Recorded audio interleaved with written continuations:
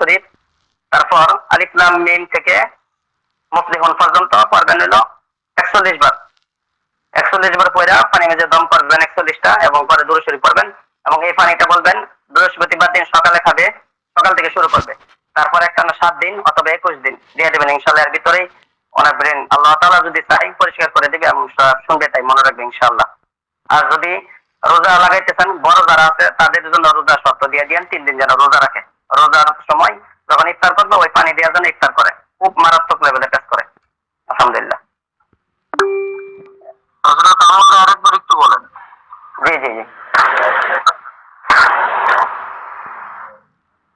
স্মরণ শক্তি, বাচ্চাদের স্মরণ শক্তি বৃদ্ধির জন্য এই আমলটা করব। 11 বার প্রথমে দরুদ শরীফ, 11 বার দরুদ শরীফ করার পরে সূরা বাকারার প্রথম থেকে মুসলিম পর্যন্ত আমরা 41 বার পড়বো, 41টা দম দিব। তারপরে 11 বার দরুদ শরীফ পড়বো।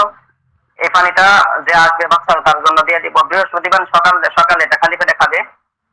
এভাবে 21 দিন বা 7 দিন যাকে যেভাবে দেন ওই তার মেধা অনুযায়ী দিয়ে দিবেন, তার সমস্যা অনুযায়ী। আর যদি বড় একটা কেউ আছে তাহলে তাকে শর্ত লাগবে 3 দিন রোজা রাখতে হবে, এবং সকালে তো উনি তো সকালে খাইতে পারবে না, উনি হলো ইফতারের সময় এটা এই পানি দিয়ে ইফতার করবে। আর বাচ্চারা শুধু খালি পেটে সকালে খাবে। আচ্ছা, চোখের পানি করার জন্য আমি একটা নকশা দিতেছি, এটা